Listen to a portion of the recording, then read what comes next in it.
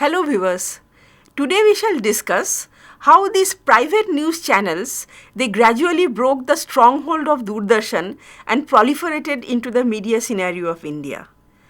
There was a time not so long ago, say in the 80s and in 1990, 91 and so on, when news was available only on one channel, that is Doordarshan. But very quickly the scenario changed, and by 2007 we had 300 private satellite channels operating in India, and out of these 106 channels were broadcasting in 14 regional languages, and 54 channels were giving 24 hours news in 11 languages. Now, how did this change come about? How did this radical change come about? Now, in the 80s, as I told you, that there was only Doordarshan, and broadcasting was the monopoly of the government of India. According to the Indian Telegraphs Act frame in the year 1887, government of India held the monopoly for broadcasting from Indian soil. So this situation was continuing, and within this sort of a scenario, India Today Group came up with a very unique idea. They released in the market what is known as News Track. Now, News Track was a monthly news magazine on video cassettes. And News Track became rapidly popular, particularly among the English-speaking urban middle class and upper middle class in India. And News Track rose on the popularity of the video revolution. It rode on the crest of the video revolution that was sweeping the country in the 80s. Now, what had happened was, Government of India had given the option for color television during Asian Games, Asiad 82. And then very soon they waived the import duty for VCRs and video cassette players. So as a result, video cassette players and video recorders were available for a very reasonably cheap price, and all these middle class households, they could afford it, they could buy one. So all these homes had colored TV sets and as well as VCRs. And to satisfy the need, to satisfy the demand for these videos, video cassette parlors opened up in every street corner. And they were stocked with pirated copies of Hindi films and sometimes legal copies also, and also copies of other regional films and other programs on video cassettes. So people used to become members of these video parlors, and they used to borrow 3-4 cassettes at a time, watch the films all night, and then next day again they would come and borrow another set of cassettes and so on. So News Track was among those cassettes that was there on the shelves of every single video parlor in the country. And people soon started watching News Track. Now, news offered on News Track, therefore, definitely the immediacy was not there because it was once a month. So it could not be live, and that immediacy value was not there. But the style of covering news was in-depth, and it was refreshingly different from what people were used to watching on Doordarshan. So people loved watching News Track, and very soon it became very popular. One of the high points in the career graph of News Track is the coverage of the Babri Masjid demolition on 6th of December 1991. Now, that News Track, that entire bulletin was dedicated to this Babri Masjid demolition, and they had shown the gradual build-up of frenzy, the Kar Sevaks congregating at Ayodhya, and then of course on that final D-Day they got rare glimpses of very top-notch political leaders, sitting very comfortably and watching the spectacle of the demolition and sipping tea, foreign news journalists running helter-skelter, they are being attacked by the Kar Sevaks and so on and so forth. So that was really a high point in the journalistic parlance, and also News Track did very brisk business at that point of time. Now, we must remember that at that time in 1991, cable TV had just come into the urban homes, and BBC and CNN were available. BBC and CNN had also done coverage of this Babri Masjid demolition, but the coverage of News Track was more in-depth and it had greater punch. So that's why that particular episode of News Track became very, very popular. So that was the scenario in the 80s and the early 90s. And then, soon after the success of Newstrack, another very dynamic media personality called Amit Khanna, living in Bombay, he initiated another news magazine which was called Business Plus. So Business Plus was also available in the video parlors. And let us read what Amit Khanna has to say. Amit Khanna says, India is the only country with private video news magazines in the world.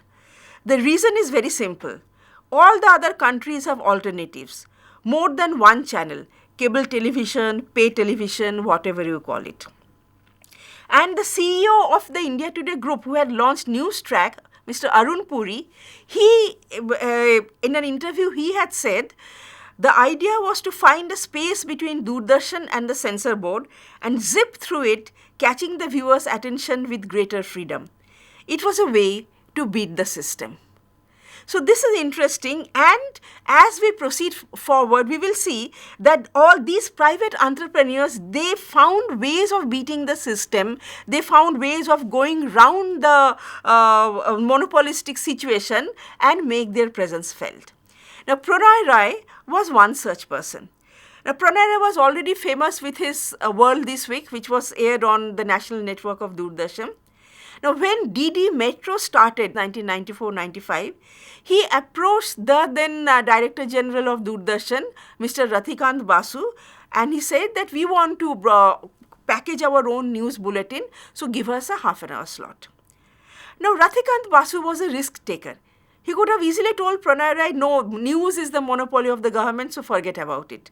But he didn't say so. He said, okay, let's try it out. I grant you this half an hour slot. And Prannoy Roy got this slot for News Tonight, which was aired on Doordarshan, on the Metro channel of Doordarshan. Now, in the first episode of News Tonight, Prannoy Roy sat in front of the camera and he said that it's 8 o'clock, and he looked at his watch and said that we are going live. And apparently, the officers in the Prime Minister's office were also watching that, and they immediately made frantic phone calls to the Doordarshan office asking whether it was really live or not. And the Doordarshan Director General said, yes, it was live. And the Prime Minister's office said, but that is not allowed. Okay, today we are letting it pass, but we cannot allow it. We cannot allow a private operator to broadcast news live, even if it is from a government platform. So Prannoy Roy said, okay, so if they don't want live, we will do a deferred broadcast, but deferred only by 10 minutes. Now, along with giving a license to Prannoy Roy, Rathikant Basu had also granted a half an hour time slot to India Today Group for a Hindi news broadcast, which was called Aaj Tak. Aaj Tak also gained popularity rapidly. In fact, Hindi always gets popularity faster than English. So, Aaj Tak also gained popularity. And then they started airing Saptahik Aaj Tak, Business Aaj Tak, Subha Aaj Tak, Nariyon Ka Aaj Tak, and so on. Okay, so Aaj Tak became a kind of brand name. Then, Bhaskar Roy, who was the Secretary of Ministry of Information and Broadcasting at that time, he said that all these cerebral people, elite people in urban India, they are all switching over to BBC and CNN because through cable and satellite system it has entered people's homes, and they are all steering themselves away from Doordarshan. We have to bring them back to the fold of Doordarshan. So we must start a very upmarket elite kind of channel, which we can call DD3, and it must attract those who do not normally watch TV. So it would be a no-nonsense kind of channel. So with those ideas, with that kind of a blueprint, DD3 was launched. And once again, there was plan for live broadcast of news and current affairs programs. And once again, the then Prime Minister, Mr. Narasimha Rao, said that we cannot go live, it is too dangerous. And then eventually, because of many technical reasons, DD3 stopped operations, and then again because of public pressure, it had to start all over again after 1 year, but in a much more toned down way, not that initial thing that the ambitious projects, that the plans they had, those could not be actualized for many bureaucratic reasons. Now, in the meantime, Zee Television was of course airing their programs, and Zee Television was sending their cassettes to Hong Kong. Once a week, somebody used to go from Zee Television with cassettes to Hong Kong, and the programs used to be aired from Hong Kong because no private operator could broadcast from the Indian soil. So they started broadcasting news also. The specialty of Zee News was that it was in English. They started coining a very new lingo, because we all speak in English in our everyday conversation, whereas the Doordarshan news, including that Aaj Tak news, was always in very pure Shuddh Hindi. So they started contaminating that Hindi with words of English, and Zee News was in a very new kind of language, which later on was called as English. So that was the specialty of Zee News. ETV, whose headquarters are in Hyderabad, they also started broadcasting news at regular time slots, say in the evening and in the morning. And then what happened is that in 1996, Rathikant Basu, the then Director General of Doordarshan, he also gave in his papers because he was lured by Rupert Murdoch to join as the head of Star TV and try to Indianize the content of Star TV. By then, Rupert Murdoch had bought off Star TV from the original owners, Hong Kong-based owners. So, naturally, Rathikant Basu invited Prannoy Roy, and Prannoy Roy was given 2 half-an-hour slots on Star Plus. One was the India-specific channel, and the other was Star World, which was a pan-Asian channel. And he got these daily half-hour prime-time slots for packaging news broadcasts. And the expenses were borne by Star TV, but the responsibility of production was by NDTV, that is Prannoy Roy and Radhika Roy's company. Now, very soon in 1998, the general elections were knocking at the door, and the Star TV head, he decided to start on an experimental basis, start a 24-hour news channel to do this analysis and the trends, etc. for these general elections. So the Star News, which was by Prannoy Roy, it was expanded to a 24-hour channel, and that was the first 24-hour news channel that India experienced. This was on an experimental basis for 3 months, but it went so well and became so popular that after 3 months, it was extended, and Star TV struck a contract with Prannoy Roy for 5 years. And the terms of the contract were such that the production of the news was entirely the responsibility of NDTV, but the broadcasting responsibility lay with Star TV, and also revenue generation and getting sponsorship, etc. also lay with Star TV. Then in the year 2000, Aaj Tak, who were operating under Doordarshan so far, they quit Doordarshan and decided to go it alone. In fact, there was talk for Aaj Tak to partner with CNN, that is CNN Aaj Tak News. But eventually that partnership fell through because CNN changed its terms of contracts, and CNN wanted a greater share of the other India Today group ventures like the India Today magazines and so on and so forth, which was not acceptable to Arun Puri. So Arun Puri decided to go it alone. Now Arun Puri did a couple of very bold things. First of all, he was the only person, or his group was the only group, the India Today group, that digitized their setup completely, and they were the first ones in India to operate from a fully automated newsroom. Now, what does a fully automated newsroom means? The cameras were not using tapes anymore, and so whatever the shots would be directly dumped onto the one particular server of the computer, and which would be simultaneously accessible to several editors. So one editor would edit the main news bulletin, another editor would edit the headlines, another editor would package it for something else. So simultaneously 2-3 editors would access the rushes from the same portal and work. And everything was completely digitized. No tape, no linear editing. Editing was completely non-linear. And the edited thing via the internet could be sent to the broadcasting hub, and from there it could be uplinked. So the process was high-end technology, but at the same time cheap and affordable technology. Now in the entire world, nobody had fully converted to this sort of a digital workstation. No news organization had fully converted. So as a result, he could not buy a ready-made kind of package for doing this. So he got in touch with a Czech company, Czechoslovakian company, and they assembled this entire setup that was required for Aaj Tak.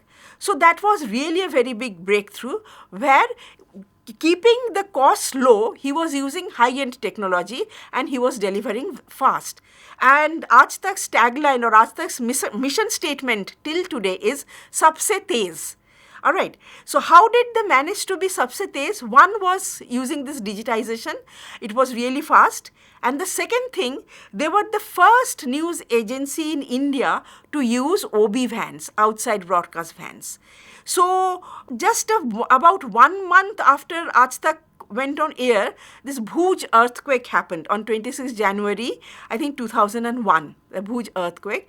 So Aaj Tak immediately went and covered there with these OB vans, and they gave the best coverage because they were equipped with good technology and OB vans. So this Sabse Tez kind of mission statement came true.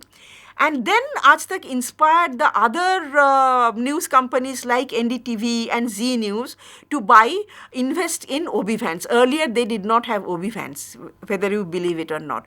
But Aaj Tak actually in India started the trend of these outside broadcast vans. So these bold steps taken by Aaj Tak, these can be termed as globalization 3.0 in action. Now, what is globalization 3.0? According to Friedman in his book, The World is Flat, he said that in the 21st century, technology will empower people to such an extent that ordinary people will also be in a position to make significant impact and make their presence felt in so many ways. So that way, when this satellite television came into India, it was dominated by the world players like CNN and BBC. And within a few years, the Indians were taking over NDTV, Aaj Tak, Zee TV, which were totally indigenous, homegrown entrepreneurs, homegrown channels. They were taking over, and they were doing so by having a very kind of killer instinct and entrepreneurial spirit and the creativity to optimize technology. So Aaj Tak became a market leader within a few years. So within a year of its launch, in fact, Aaj Tak broke even on the initial investment and became a leader in the news market, which is no mean feat. And the group CEO of Aaj Tak, Mr. Ashish Bagga, he has recently said in an interview, Aaj Tak was the first news channel to cross the 100 million viewership barrier consistently for 20 weeks in a row. So again, that's quite commendable. Now, NDTV soon followed the footsteps of Aaj Tak. As soon as their contract with Star TV got over, they broke free from Star TV and they started three in news channels. They started NDTV 24/7 in English, NDTV India in Hindi, and NDTV Profit. They started to operating independently with these three news channels. Now, one important thing had happened in the Indian media scenario. I mean, that is also another reason why Aaj Tak could really flourish so well. And that is that Government of India's monopoly over broadcasting was legally broken down by a Supreme Court ruling. So by the year 2000, private broadcasters they were allowed to operate from Indian soil. So Aaj Tak was being broadcast from India. When NDTV broke free from Star News, they also started broadcasting from Indian soil. Now, another interesting way in which the Indian news journalists have really tapped into technology is one interesting example. During the Mumbai floods, Star News, they announced in their news bulletin that please send using your mobile phone cameras, take videos of the flood in different parts of Mumbai and please send us by email, which we will include in our news bulletin.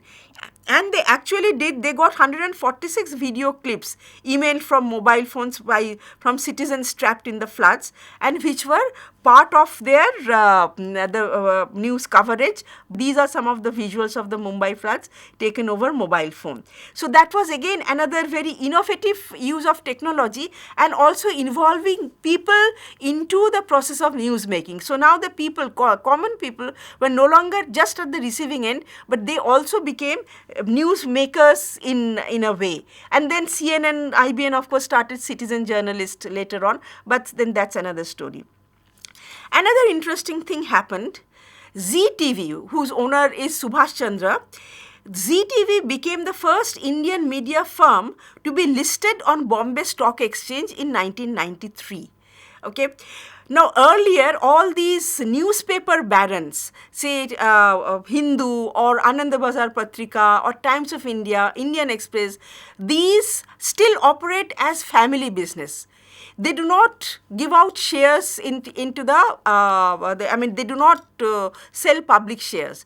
But these, in the media and entertainment industry, the entrepreneurs in the media and entertainment industry, they were more bold, more forward-looking, and they started giving out public shares for their companies, and as a result, they could get money from the public. So Zee was the first, then all the other companies also followed suit, and Aaj Tak was the first news channel to fund itself through a public issue in 2002. NDTV also followed suit, and media stocks have consistently performed well on the browsers. So that is also a good thing. So therefore, that was another innovative way of raising funds for running the media houses. What else happened? Zee TV is today a global satellite empire with 17 international and 25 domestic channels. Now, Zee TV saw that there is a very big diaspora community hungry for indigenous news, news from India. So what Zee TV did is, they already had their entertainment programs. With that, they made some, news on Asians living in England, and they packaged that news about Asians living in England along with the other Hindi movies and other entertainment programs, and they had a special Zee TV Asia, Zee UK, targeted to the Asian community living in UK. In fact, Zee UK became the voice of British Asians, because the British Asians were not very much visible in the British media, but Zee UK made them more visible. And then by 2004, Zee was available in more than 120 countries in all the continents. And Subhash Chandra succeeded in buying back the shares from Rupert Murdoch. So now Rupert Murdoch no longer owns any share of Zee. Now everything is with Subhash Chandra, the owner of Zee Telefilms Private Limited. Zee also started broadcasting in foreign language, and the first country Zee tapped was Indonesia. That means they not only tapped the diaspora market, but they also tapped the indigenous market of the foreign countries like Indonesia, Malaysia and so on, because Hindi films are very popular in these countries, and there is a demand for things happening in India. So again, Zee tapped into that, and they started broadcasting in local Indonesian language. NDTV also followed suit. They had a partnership with a company called Astro and a lifestyle channel called Astro Avani that is still being broadcast by NDTV. So Indian media barons started operating on foreign soil. So, instead of being just a receiver from the developed countries, now the Indian media entrepreneurs were becoming so powerful that they were not only elbowing out foreigners from Indian soil, but they were also making inroads into foreign countries. So these are very positive developments that have been happening. And for this first, therefore, just as a quick recap of this entire process, which happened rather rapidly in a matter of a decade and a half, that it all started with the news magazine, monthly news magazine called News Track. Then Pranay Rai could get a slot on Doordarshan to broadcast his news program called News Tonight. So he was a private operator but operating from Doordarshan platform along with Aaj Tak. Then he broke free from Doordarshan, tied up with Star. And in Star, the Star was the first 24 hours news channel to be operational in India. And then Aaj Tak also broke away from Doordarshan, and Aaj Tak was the first indigenous, wholly Indian 24-hour news channel broadcasting from Indian soil, not only operationally in India but also broadcasting from Indian soil. And today, as I told you in the beginning of the lecture, we have more than 300 channels operating in English, Hindi and various other Indian languages. So there is a plethora of news channels, many of which are 54 of which in fact are 24-hour news channels which are operational all over India. So in many ways, the story of broadcasting is the story of transformation of the Indian state and society since 1991. 1991 was the year when liberalization was started by the Narasimha Rao government. Economic liberalization started, and along with the economic liberalization of the media also happened parallelly, simultaneously. So therefore, the story of the empowerment of Indian media and the story of India's economic liberalization, they are actually very closely interwoven and they go hand in hand. Now, what has to be seen is that these channels, news as well as other entertainment channels, they are so popular. I mean, they have taken up the lion's share of what we know today as popular media or public sphere. Okay, and they are defining a new idea of India, for better or worse. I mean, the kind of India that is visible to the whole world is through these private channels, the news and the entertainment channels. That idea of India is being propagated. Now, whether that is something that is desirable or whether that needs to be closely looked into is another matter of debate, which we will take up in one of the later episodes. Thank you very much.